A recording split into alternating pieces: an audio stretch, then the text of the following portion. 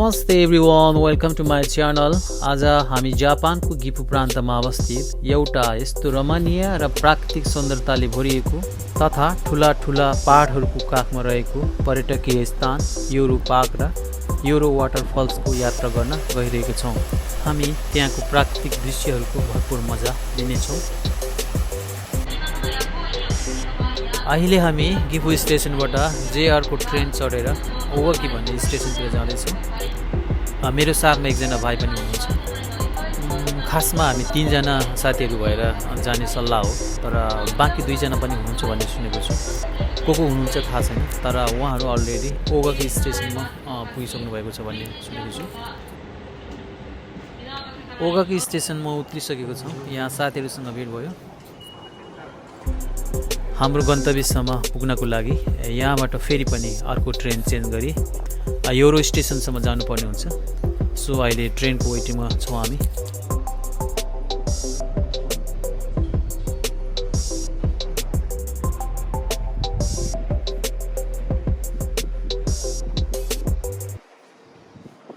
So train आइसकेको छ। अब यहाँबाट 7 स्टेसन उता जानु पर्दछ। समय लगभग 20 मिनट लाग्दछ भने टिकट चाहिँ 420 येन पर पर्सन।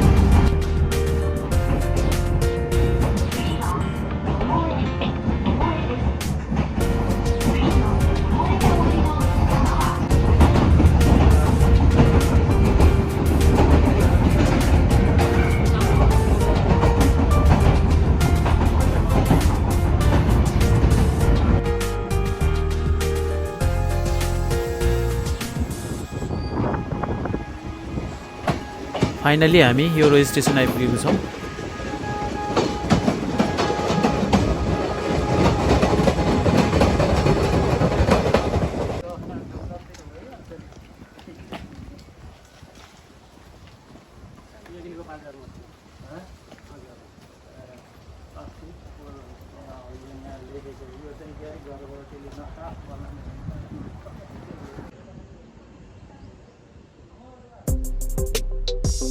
योरो स्टेसन भनेको यही हो। म्याप अनुसार यहाँबाट 10 मिनट पैदल हिँडेपछि योरो पार्क पुगिन्छ। त्योभन्दा पहिला यहाँ पसलमा केही खानेकुराहरू अनि जुसहरू किनेर लानेछौँ।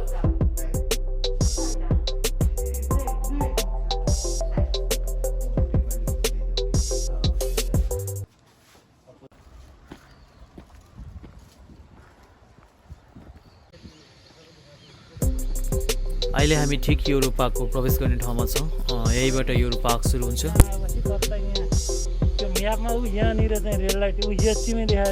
यो पार्कको बारेमा भन्नुपर्दा यो एकदमै ठुलो छ। लगभग 78.6 हेक्टर क्षेत्रमा फैलिएको छ भने योरो पार्क गिफु प्रान्तको दक्षिण र पश्चिम भागको निसिमिनोमा योरो पर्वतको फेदमा पर्दछ। यस पार्कभित्र धेरै खेलकुदको गतिविधिहरू गर्न सकिन्छ, जस्तै टेनिस, गल्फ, स्विमिङ। साथै बच्चाहरूको लागि चिल्ड्रेन फन पार्क यानि कि योरोल्यान्ड छ भने अन्य रमाइलो पारिवारिक गतिविधिहरू खेल्ने सुविधाहरू पनि धेरै छन्।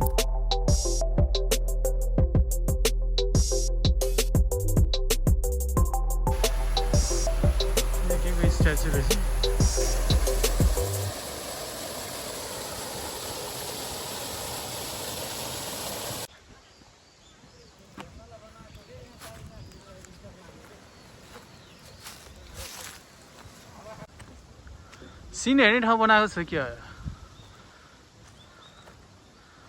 वाउ,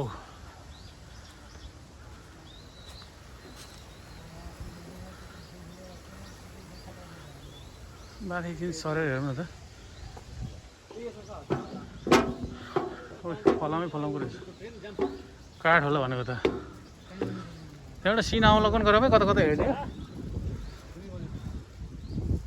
त्यो माथितिर जाउँ ल सबै जाउँ ल 1 घण्टा 1.5 घण्टा पहिला यो भ्याम यो यो पनि त्यहाँ नजिकै हेरौँ न ल गोबी छ साथीहरू आजको है समाधान छ कि अहिले आज यात्राको सहभागी साथीहरू तिमी हिँड्नु सरै हेर्नु न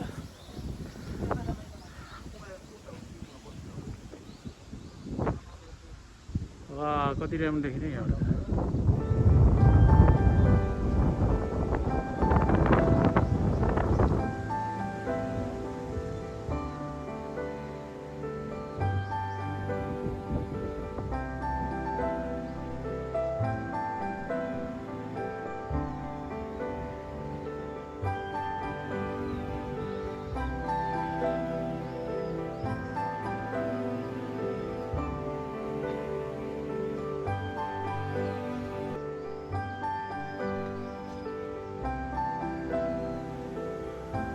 यहाँ एक्सर्साइज गर्ने ठाउँहरू रहेछ यो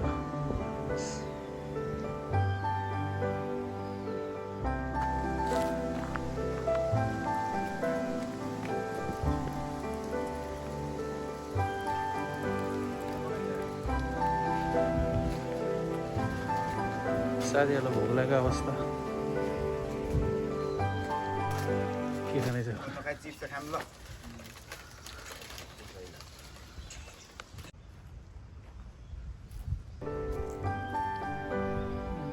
पार्टी गर्ने ठाउँ छ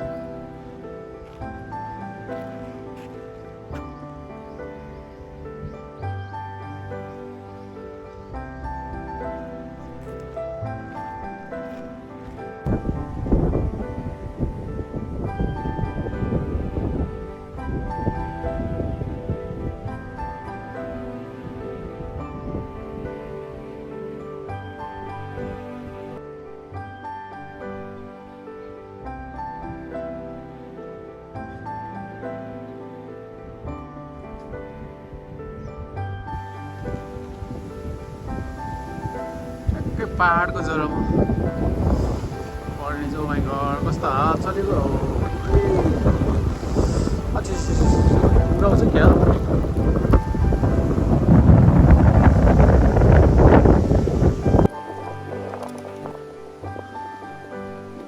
यो पहाडको घुम्ने एरियाहरू धेरै ठुलो रहेछ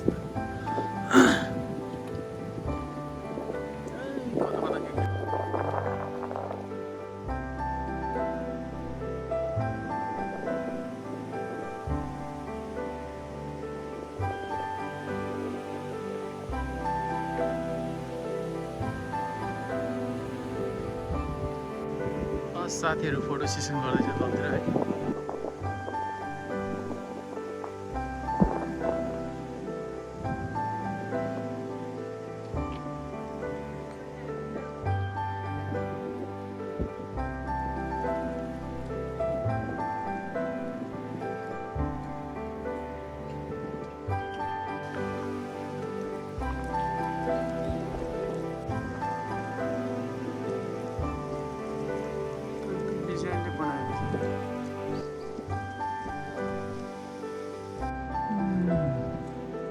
फलामको के को हेर यो हेर टिनको जस्तो छ फलाम जस्तो छैन यो त सिमेन्टको जस्तो छ फेरि त्यो माथिको पुरै फलाम हालेर बनाएको छ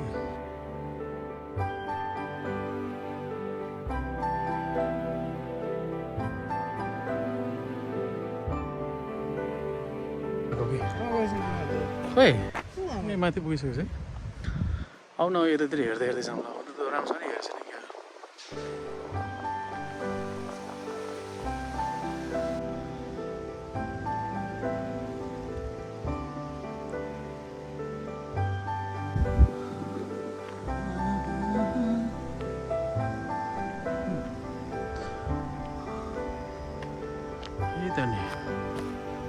अहिले भनेको अटोमलको सिजन चलिरहेको छ त्यही भएर पनि प्रायः सबै पातहरू यस्तै रातो र पहेँलो देखिन्छ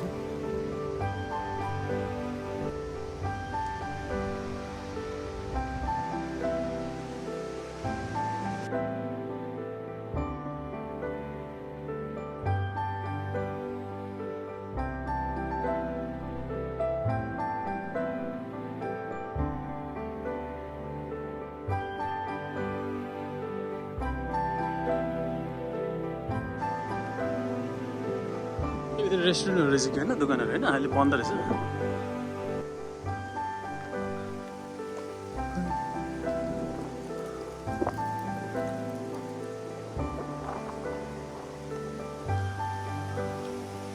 सबै काठै काठ हुन्थ्यो कि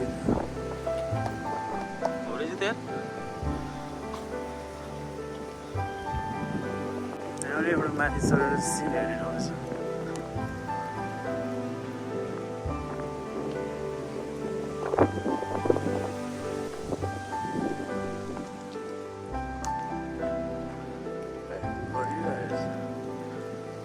माथि चढेर हेर्नु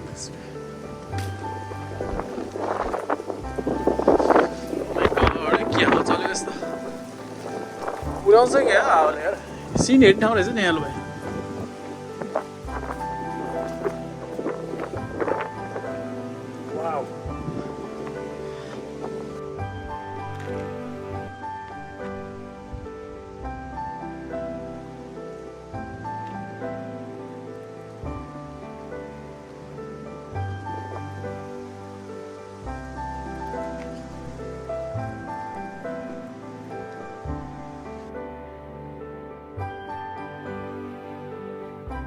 पार्कभित्र हेर्नुपर्ने अनि घुम्नुपर्ने ठाउँहरू धेरै बाँकी थियो तर समयको अभावले गर्दा घुम्न सकेनौँ अब हामी पार्कबाट योरो वाटरफल्स जाने बाटोतिर लाग्दैछौँ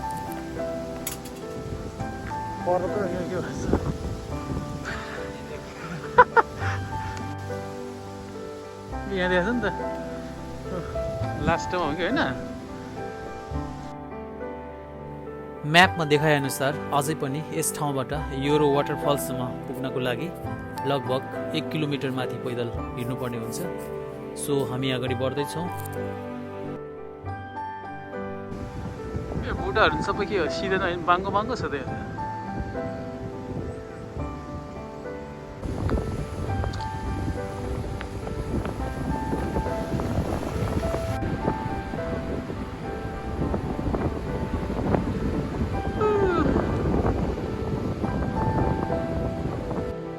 योरो फल 9.10 मिटर रहेछ नि त अझै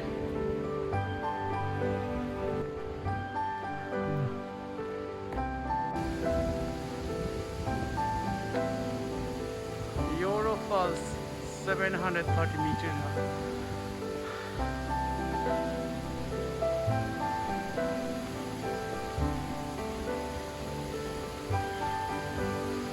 प्राकृतिक सौन्दर्यताले भरेको एउटा रमणीय ठाउँ रहेछ यस्तै ठाउँहरू मनपर्छ राम्रो लाग्छ हिँड्ने बानी हरा दाइ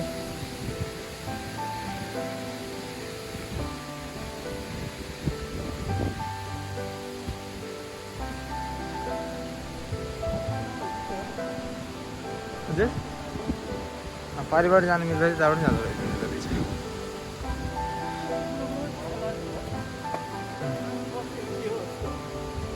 है यहाँ बस्नु त मजा घरै हो त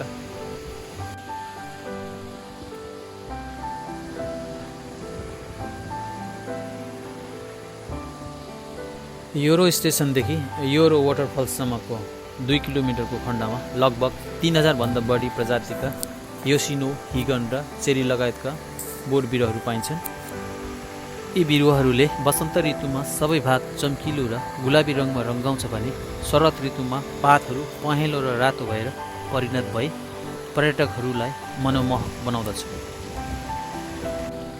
कस्तो राम्रो देख्यो है त्यो हेर्नु रङ्गी चङ्गी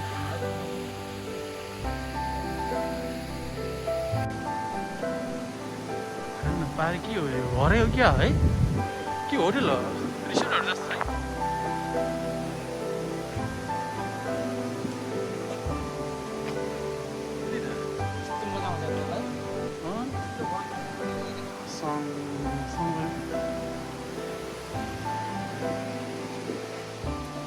अझै 440 मिटर अगाडि रे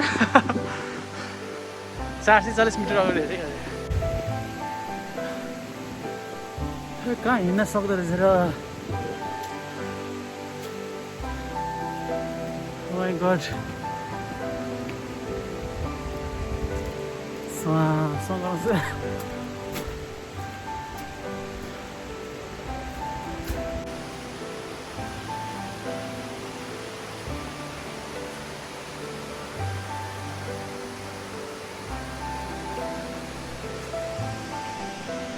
यस्तो बाटो हिँड्दै आएको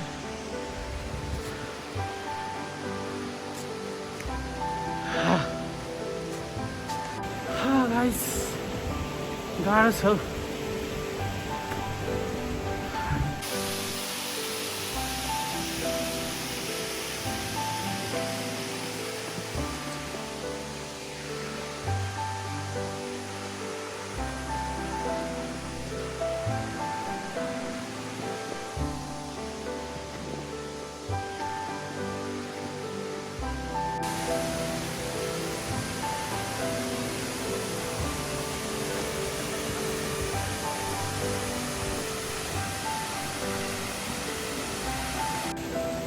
Oh my god.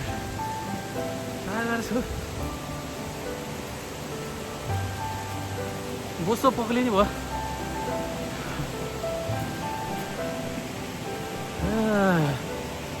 कम्ती निद्रा लाग्दैन होला भरे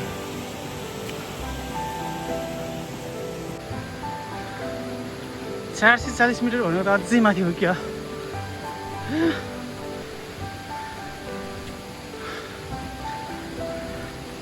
ए बल्ल आइपुगेछ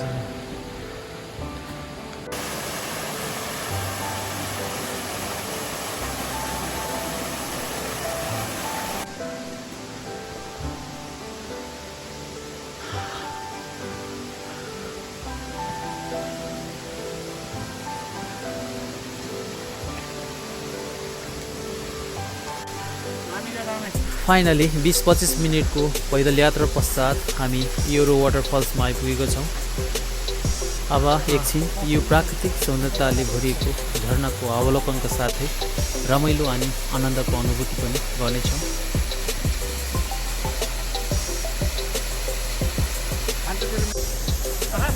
झरना हेर्नको लागि आयो नि त यो झरना जापानको सयौं प्रसिद्ध झरनाहरूमध्ये एक हो। यो झरना 30 मिटर माथिबाट तल पोखरीमा झर्ने गर्दछ। यस झरनाको अवलोकन गर्नुका साथै आनन्दको अनुभव गर्न वर्षेनी लाखौं देशी तथा विदेशी पर्यटकहरू यस ठाउँमा आउने गर्दछन्। हामीसँग धेरै समय छैन, सो अब हामी फर्किने क्रममा छौँ।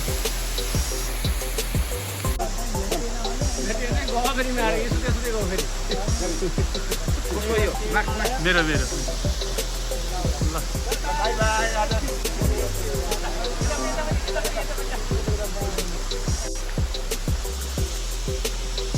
तपाईहरुलाई यो भिडियो कस्तो लाग्यो कृपया कमेन्ट गर्नुहोला। साथै भिडियोलाई अन्तिमसम्म हेरेर साथ दिनुभएकोमा धेरै धेरै धन्यवाद दिन चाहन्छु। Thank you so much. Love you all. Take care. Bye bye.